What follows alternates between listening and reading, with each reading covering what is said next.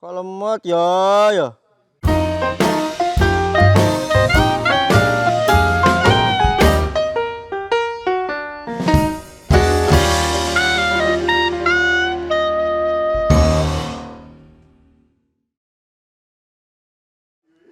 Bismillahirrahmanirrahim. Assalamualaikum warahmatullahi wabarakatuh. Teman-teman, selamat datang di Tanya Mas Wahid session 4 ya. 4 atau 5 ya. Ya itulah pokoknya. Nah, teman-teman, di video ini saya akan menjawab beberapa pertanyaan yang insya Allah kalau saya bisa jawab akan saya jawab. Kalau tidak bisa jawab, saya tanyakan ke orang entah melalui telepon atau apa. Nanti saya sampaikan di kesempatan selanjutnya. Tapi yang jelas pengen saya sih pertanyaan-pertanyaan itu saya masukkan di vlog yang review ini yang sudah tayang di sini. Tetapi durasi dan lain-lain itu tidak jadi saya sampaikan. Nah, di pertanyaan pertama nanti akan dibacakan oleh pertanyaan pertama, Yud.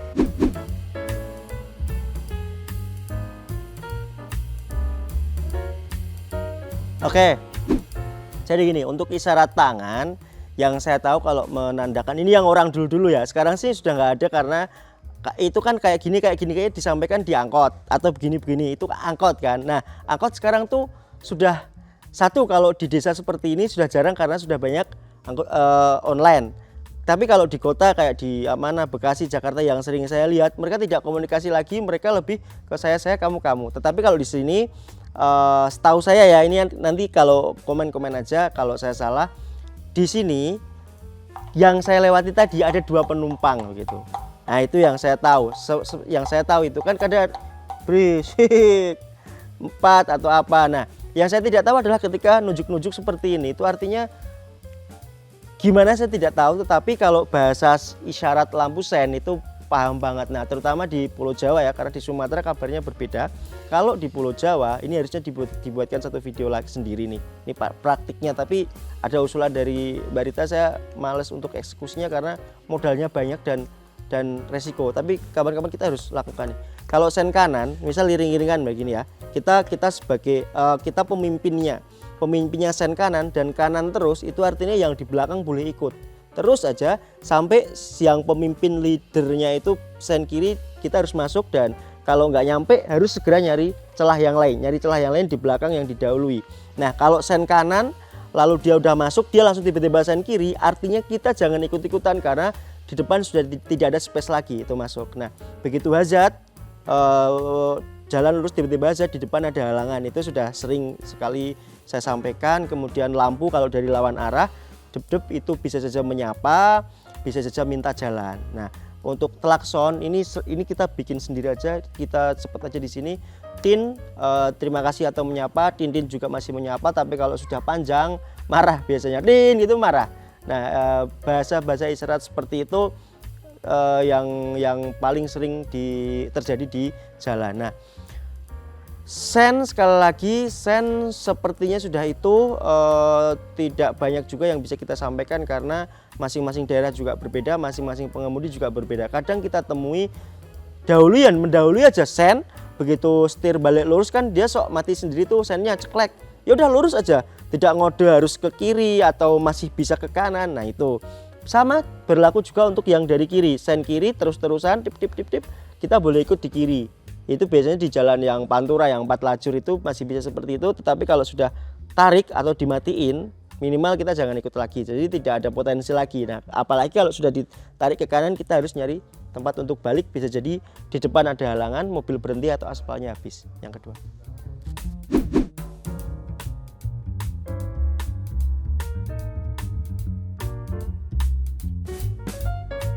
mobil ini bisa diatasnamakan pribadi dengan konsekuensi nanti dirubah platnya menjadi plat hitam. Bisa, sangat bisa. Konsekuensi tidak ada konsekuensi apa-apa, cuma tetap pengemudinya harus dengan SIM B1. SIM B1 ya, harus. Nah, bedanya kalau kuning begini harus SIM B1 umum. Begitu aja, sesimpel itu. Caranya gampang, tinggal minta bantuan si sumber alam nanti, Pak, saya mau dikasih atas nama saya di plat hitam. Pengeluaran nanti biasanya lebih hemat karena sumber alam mesti sudah punya tim sendiri untuk yang menguruskan itu, jadi bebas dari pungli kanan kiri. Berikutnya pajaknya nanti jangan kaget, mesti akan berbeda. Ini aja 500.000 PKB-nya. Tentu kalau sudah plat hitam kayak taksi kalau masih plat kuning 600 sekian. Kalau sudah jadi plat hitam walaupun masih atas nama perusahaan di 1,6 itu. Saya tidak bisa mengkonfirmasi itu. Kenapa? Karena harusnya yang bisa menjawab adalah Pak Antoni, YouTube-nya Sumber Alam, nanti follow aja. Setahu saya sih harusnya tidak ada, karena spek dari karoseri dia tidak mungkin membuat 30 cm lebih panjang atau 15 cm lebih panjang. Pasti dia sudah punya template sendiri untuk membangun karoserinya. Seharusnya tidak.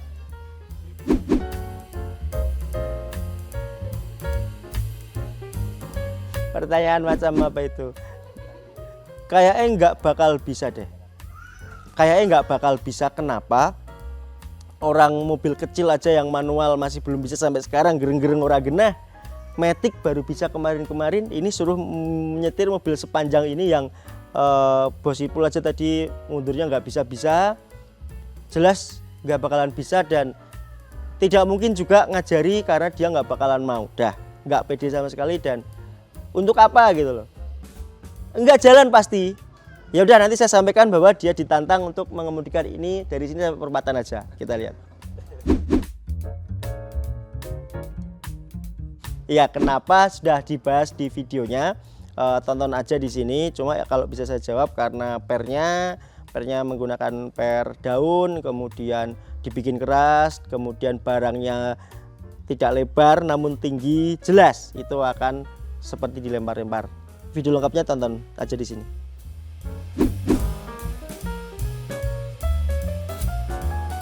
Betul, kecuali ini. Coba itu jumlah. Ini endingnya jadi bukan pasti 9 ya. Belakangnya 9 atau kalau pokoknya ada kaitannya dengan 9. Kenapanya saya tidak tahu. Ini penting ditanyakan nih. Semoga diangkat ya. Saya telepon bosnya langsung ini. Halo, Pak Antoni. Ya, gimana Mas Wahid? Gak apa-apa. Ini saya bikin video, ada pertanyaan yang lucu yang mesti saya jawab dan harus dikonfirmasi ke penjenengan. Kenapa setiap plat nomor Sumber Alam ada kaitannya dengan huruf 9? Nah itu waktu itu udah tak jawab di YouTube saya sih Mas. Itu sih sebenarnya untuk kemudahan operasional gitu. Kemudian seperti apa yang dimaksud Pak? Biasanya sepasang. Jadi misalnya kayak itu platnya kan 7902. Misalkan itu biasanya mbek 20. Oh. Jadi kita ngerti nek sing 02 di sisi misalnya gitu loh, atau banyak di Jakarta yang 20-nya di Jogja gitu. Oh gitu, biar saling berpapas-papasan, kemudahan operasional seperti itu. Oke, untuk kemudahan operasional, tetapi kenapa mesti selalu ada kaitannya dengan 9 hasil akhirnya? Itu selain untuk kemudahan operasional apa nggak ada alasan lain, unsur lain? Nggak ada mistis-mistis atau apa, nggak ada. Karena yang bisa digituin nomor 9 tok Pak. Oh, yang bisa digituin nomor 9 tok? Ya, sing jumlah 9. Jadi nek misalnya jumlah ya sebenarnya sih acak bisa, ya kan? Tapi kita gini, nek misalnya waktu itu kan sampai sempat ratusan unit. Dan kita waktu itu jadi seperti yang saya telepon, cuma tadi pas saat telepon malah HP-nya kameranya mati overheat, nggak kerekam percakapannya. Tidak ada unsur apa-apa selain kemudahan operasional. Kemudahan operasional seperti apa yang dimaksud? Jadi itu ada pasangan-pasangannya. Itu untuk misal trayek Jogja Jakarta. Kalau yang kode satunya nomor satunya itu di sini, pasangan satunya misal 91 sama 92. Ya 91 sama 92 itu saling begini terus loh. Sisipan di jalan terus. Kresan kalau orang Bismania itu kresannya gitu, kresnya gitu. Itu. Kemudian yuk selanjutnya.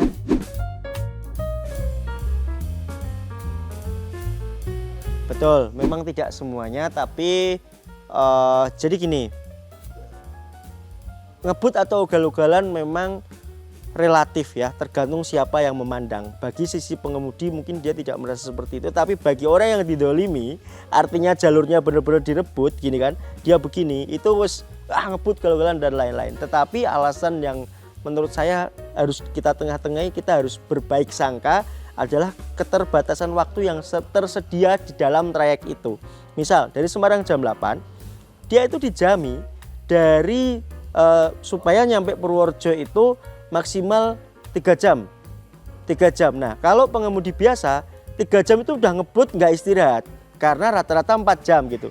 Maka apapun yang terjadi, entah macet entah apa, dia nggak boleh terlalu lama melebihi jam 10. Misalnya kalau dari sini jam 8.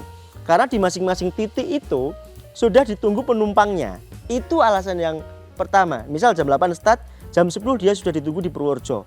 Jam sekian sudah ditunggu di sini. Nah, nanti kalau molor datangnya terlalu lama, penumpang mesti gerutu, hasil reviewnya itu jelek, suka telat dan lain-lain. Yang pertama itu. Yang kedua, belum lagi kalau ini mundur, bis belakangnya juga pasti akan terganggu jadwalnya. Nggak mungkin nggak. Bisa jadi nanti mundur, saling mundur gitulah. Jadi alasannya adalah untuk ketepatan waktu.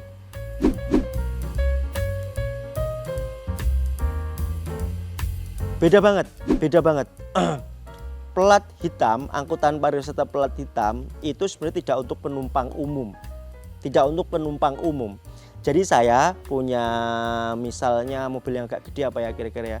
HS saya beli sendiri ke dealer, saya turunkan plat hitam. Itu sebenarnya tidak untuk umum. Itu saya beli untuk perusahaan saya ngangkut antar jemput karyawan misalnya, kemudian dipakai karena tim marketingnya banyak, 15 orang harus keluar semua di satu kota dan lain-lain. Jadi tidak bisa kita sewakan sebenarnya. Cuma kalau ngeyel sewa, nah itu biasanya kita, maka LF, HS itu paling sering diincar petugas kepolisian untuk ditertibkan. Nah, tapi saya pernah ini kejadian, memang saya dulu waktu itu plat hitam, ngomong aja ke penumpangnya, nanti kalau ditanya kita semua saudara ya, gitu aja, mau nikahan kayak gitu. Ini sekaligus tak sampaikan, memang kenyataannya seperti itu. Tapi kalau plat kuning, kita bisa buka iklan di mana charter, kemudian trayek juga bisa. Jadi kalau pariwisata itu kepanjangannya kemarin KPS itu apa saya lupa. Cuma itu ada izin pariwisatanya, kalau trayek ya ada izin trayeknya. Jadi beda banget.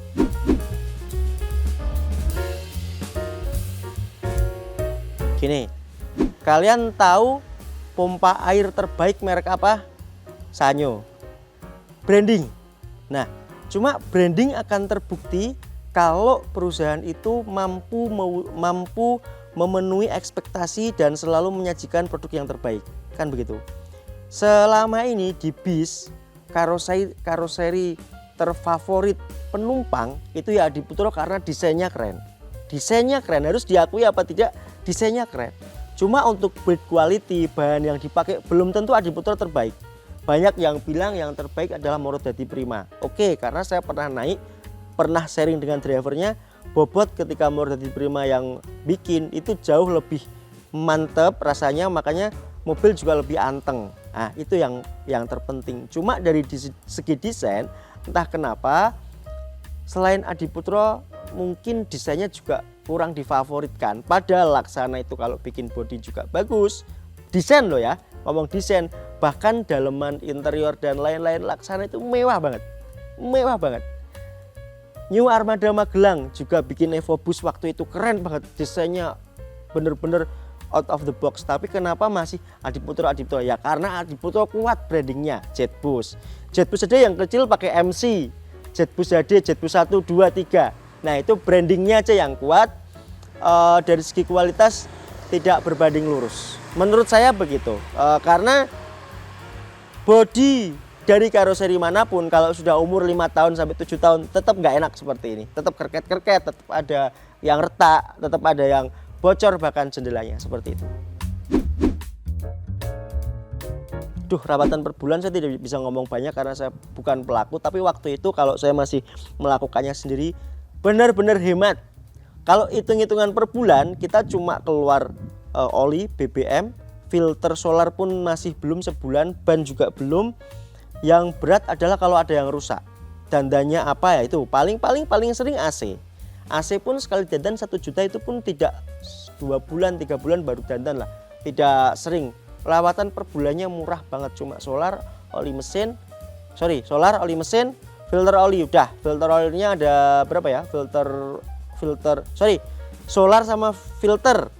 Solar, oli sama filter. Filternya ada filter solar, filter BBM, apalagi ya satu yang filter udara. Ada 3 itu cukup.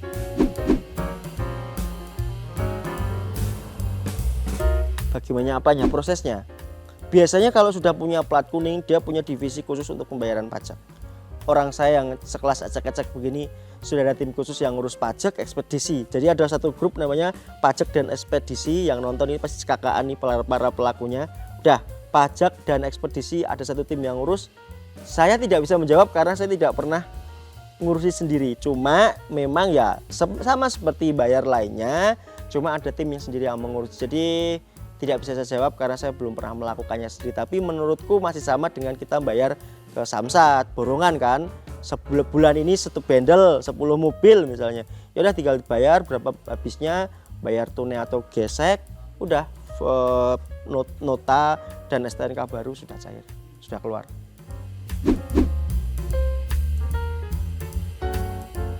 Kalau dari baru sudah ada videonya ya, Ri. Beli sasis, beli sasis ke dealer nih, dealernya si Ari. Udah, kita kirim ke karoserinya si Iyut. Nanti yang ngurus surat Ari. Kita tinggal nunggu 3 bulan dari Iyut jadi, sudah kita jalankan. Itu kalau baru. Nah, kalau beli second sangat amat gampang. Kamu bayar, bawa pulang ngompreng udah. Cari uang sudah. Nanti tinggal misal per bulan kita nunut nama pun sebenarnya masih bisa dikondisikan lah, masih bisa trik-triknya gimana. Cuma kalaupun tidak ikut nama kan tinggal nunggu ini selesai, balik nama, ada yang ngurus sendiri, ini dikletek. Ini kan stiker. Ini stiker seret udah hilang. Jadi gitu. Jadi baru ya gampang, anyar ya gampang, sing susah ngelumpukke duite.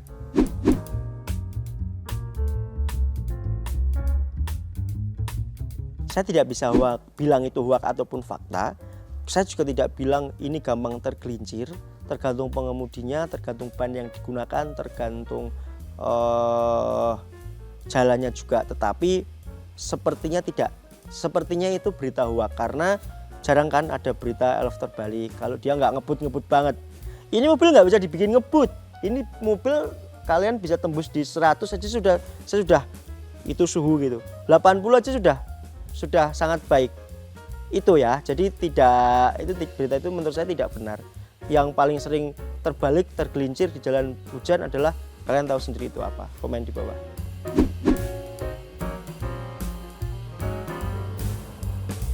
Saya tidak bisa mengkonfirmasi bahwa ini mobil si Long karoseri ini aslinya sering bermasalah, tidak. Cuma bisa saya jelaskan karena saya dulu pelaku dan kebetulan mobil saya juga karoseri.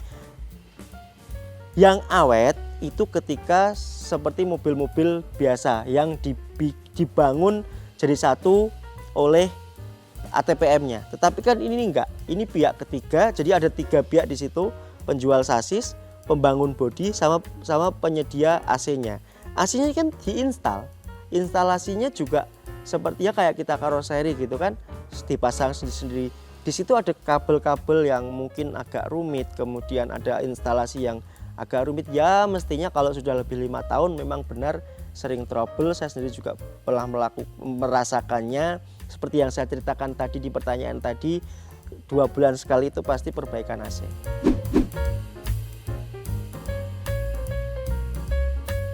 Enggak, ini ringan, enggak masalah ini. Dijak sama-sama iki Mas TB. Jangan apa? Ya ini ringan sekali udah terjawab.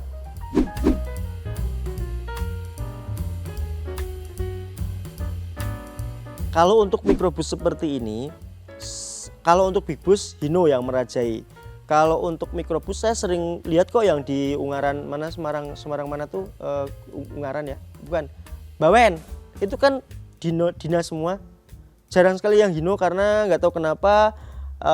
Memang paling banyak si Elf, paling banyak. Makanya brandingnya Elf kuat banget. Seperti yang saya sampaikan di video sebelumnya, orang menyebutnya ini ya Elf, padahal ini si Dina gitu. Hino dengan Dutro, Toyota dengan Dina, Isuzu dengan Elf. Konsumsi BBM-nya saya pikir tidak terlalu ngefek jauh karena spek juga sama toh. Apa Mitsubishi? Oh iya, bisa Mitsubishi tenan. Mitsubishi dengan Canternya.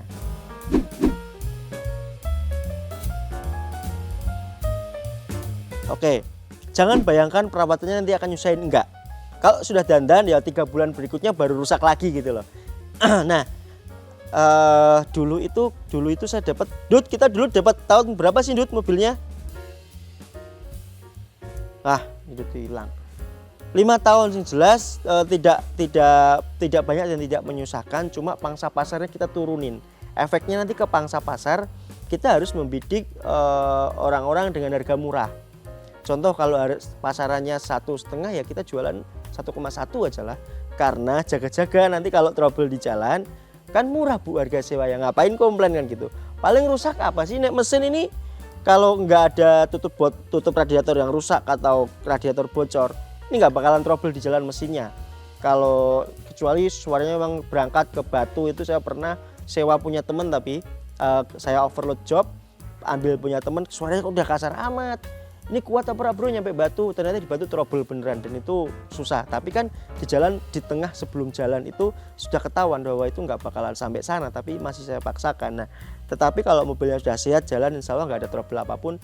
Yang paling sering memang AC, tiba-tiba AC-nya suka panas, tapi selama saya berjalan tidak pernah terjadi AC rusak di jalan. Itu audio kadang suka bunyi kadang enggak, cuma itu kadang cuma kabel yang kendor dan lain, karena itu instalasi bukan TPM yang bikin gitu loh.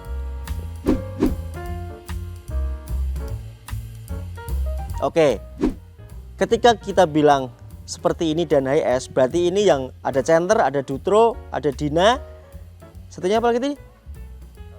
Elf, bukan? Ayo, Elf, ya. Itu dua hal yang fungsinya sama, tetapi memiliki pangsa yang sedikit berbeda karena si HS harga belinya di awal jauh lebih tinggi. Tetapi sebenarnya ini juga tinggi longnya. Perbedaan kalau kita ngomong baru, masih sedikit lebih nyaman HS. Sekali lagi karena HS bukan karoseri bodinya.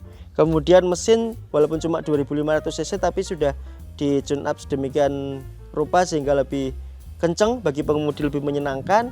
Dia bodi tidak terlalu panjang, tidak terlalu sempit dan meninggi tidak, tapi dia melebar.